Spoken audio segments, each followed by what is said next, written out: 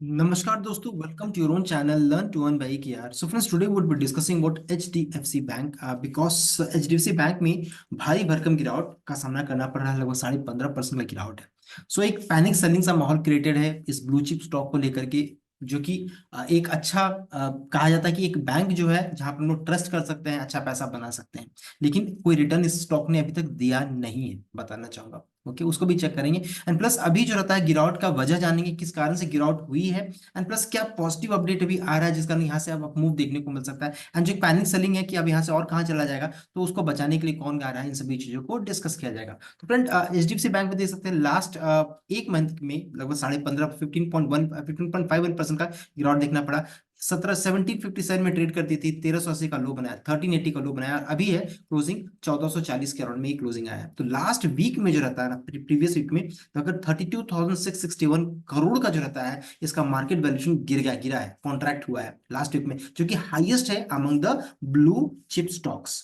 अब ये स्टॉक जो रहता है रिटर्न के मामले में भी बहुत बढ़िया नहीं है। देख सकते हैं एक ही जगह पे स्टैग्नेट कर रही है, एक ही जगह पे रुकी हुई है। देख सकते हैं इसी जगह पे, इसी रेंज में ट्रैवल कर रही है। तो 5 साल में किसी ने अगर कोई पैसा बनाया है तो कुछ भी नहीं, 37% का मात्र रिटर्न आया है। तो बहुत अच्छा पैसा नहीं आया है, और इस कारण से रहता है स्टॉक से लोग अभी वहां से भाग रहे हैं। तो पैनिक सेलिंग सा माहौल क्रिएटेड है। इस जगह पर एक जो रहता है पॉजिटिव न्यूज भी आ रहा है। तो सबसे पहला चाहिए कि जो न्यूज जो है उसको हम लोग बाद में रीड आउट करेंगे, किस कारण से गिरावट आ रही है उसको हम लोग चेक करेंगे। तो फ्रेंड, ये देखिए चार्ट जो है, चार्ट बिल्कुल इस जगह पर आप कह सकते हैं कि अपने सपोर्ट के पास से ट्रेड कर रही है।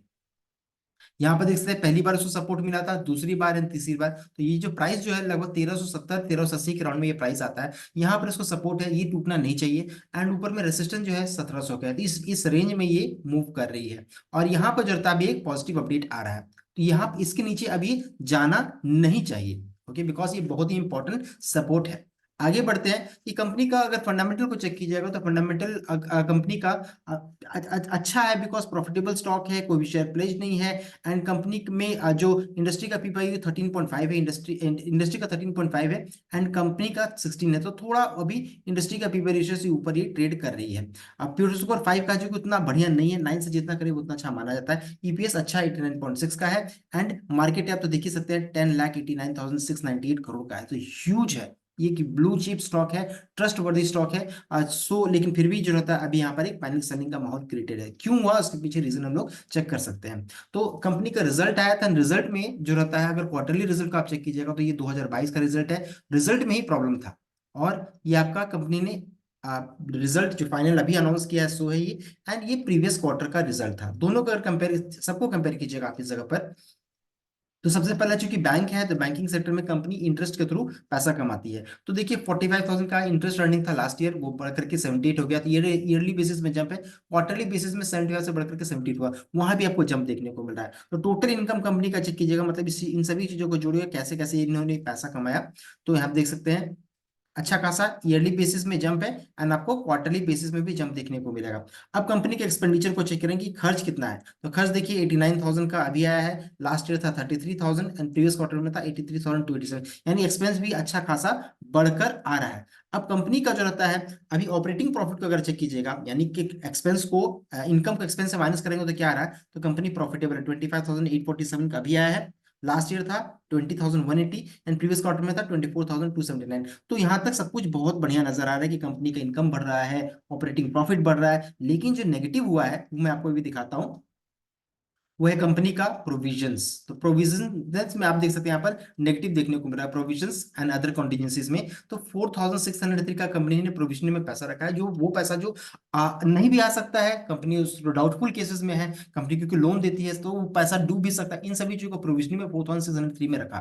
तो लास्ट ईयर से अगर कंपेयर कीजिएगा तो प्रोविजनिंग बढ़कर आ रहा है 3,244।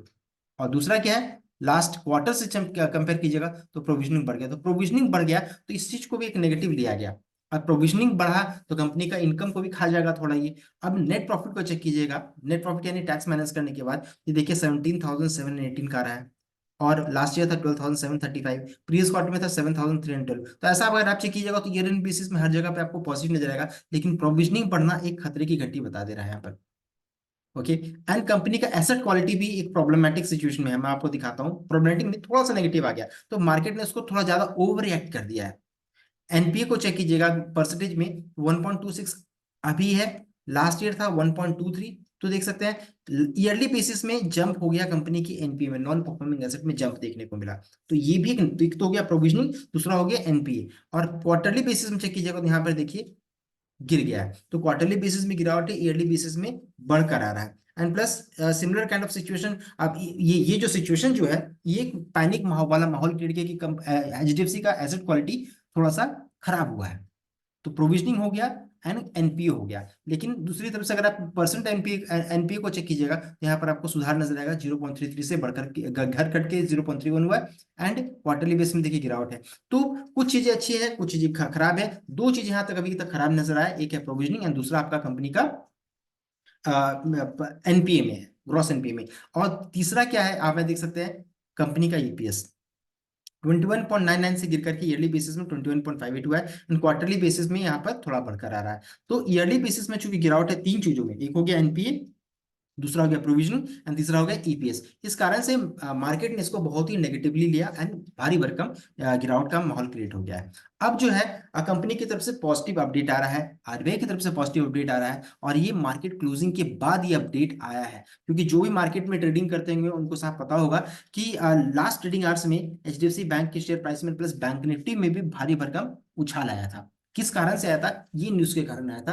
25 जनवरी 2024 को मार्केट को पहले से पता रहता है हर चीज। तो यहाँ पर ये अपडेट आ रहा है दैट एलआईसी जो रहता है, एलआईसी को रिजर्व बैंक ऑफ इंडिया ने लेटर के थ्रू 25 जनवरी 2024 को एलआईसी को एड्रेस किया और उन्हें अप्रूवल दे दिया है, approval to LIC for acquiring aggregate holding of up to 9.99% of paid up share capital और voting right of HDFC bank limited. तो अब लेटर के थ्रू आरबीआई ने एलआईसी को कहा कि आप 9.99% तक स्टेक अपना बढ़ा सकते हैं, उतना रख सकते हैं, उससे ज्यादा नहीं कर सकते हैं। तो पहले कितना था उसको हम लोग चेक करेंगे। तो देखिए 9.99% स्टेक कम नहीं होता, बहुत ज्यादा होता है। अब यहाँ पर से अगर गिरावट भी होगा ना तो एलआईसी इसको खरीदने के लिए हमेशा तैयार रहेगा, और उसको खरीदना जो है वो 1 साल के टाइम पीरियड में रहेगा। यहाँ पर देख सकते हैं 1 ईयर का टाइम पीरियड बताया जा रहा है कि LIC advise to acquire aforesaid major holding in the bank within a period of 1 year, 1 साल के अंदर में इनको बाई करना है by January 24 2025। Further LIC must ensure that aggregate holding the bank does not 9.99% ज्यादा नहीं होना चाहिए एलआईसी को, ये देखना है उससे ज्यादा नहीं खरीदे हो। तो ये इंपॉर्टेंट चीज है। अभी जब भी गिरावट होगी तो एक कुशन की तरह काम करेगा, वहां पर हमेशा एलआईसी इसको बचाने के लिए आएगा। और एक जो इन्वेस्टर्स हैं उनको भी एक कॉन्फिडेंस मिलेगा कि नहीं चलो एलआईसी है यहाँ पर अपना स्टेक को बढ़ा रहा है। लेकिन फ्रेंड ये भी बताना चाहूंगा कि एलआईसी को तो बढ़ाएगा, लेकिन कहीं मैंडेटरी नहीं है कि आपको खरीदना ही है, उसकी मर्जी है वो खरीदे या ना खरीदे एलआईसी। तो अब इसको चूंकि अप्रूवल मिल गया तो बहुत ज्यादा चांसेस है कि कम रेट में उसको खरीदने की कोशिश करेगा। अब शेयर होल्डिंग हिस्ट्री में चेक कीजिएगा कितना पहले से है और कितना बढ़ा सकते हैं उसको चेक कर लेंगे। तो प्रमोटर का स्टेक तो यहाँ पर देख सकते हैं 0 है। एफआई का स्टेक 52.13 52.31 52.13 से बढ़ करके 52.31, मतलब एफआई ने अपने स्टेक को बढ़ाया है। डीआई 30.39 से बढ़ करके 30.54 है।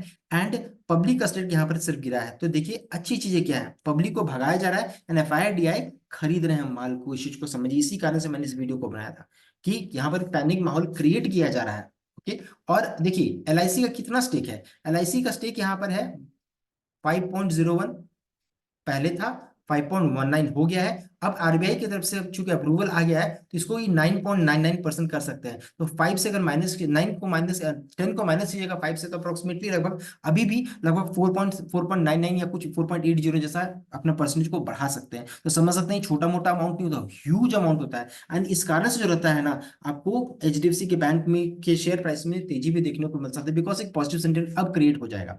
एंड लास्ट ट्रेडिंग सेशन में अगर आप चेक कीजिएगा तो यहाँ पर ये देख सकते हैं एक ऑलरेडी पॉजिटिविटी अच्छा खासा अपमूव लास्ट 15-20 मिनट में या आधे घंटे के अंतराल में स्टार्ट हो गया था एचडीएफसी बैंक के शेयर प्राइस में। तो फ्रेंड यही मैं बताना चाह रहा हूँ कि ये एक पॉजिटिव न्यूज आ रहा है एचडीएफसी बैंक को लेकर के एंड एलआईसी को लेकर भी आ रहा है कि वो अच्छी जगह पे निवेश करने जा रही है। तो तुरंत में आपको कोई बहुत ज्यादा रिटर्न भी नहीं आने वाला है, तुरंत में बहुत ज्यादा पैनिक आपको सेलिंग में देखने को नहीं मिलेगा इस शेयर में। सो ये है positive development regarding HDFC bank. I hope आपको ये वीडियो अच्छा लगा। वीडियो अच्छा लगा तो वीडियो को लाइक कीजिएगा, शेयर कीजिएगा, चैनल को सब्सक्राइब कीजिएगा। आज के लिए बस इतनी। Thank you.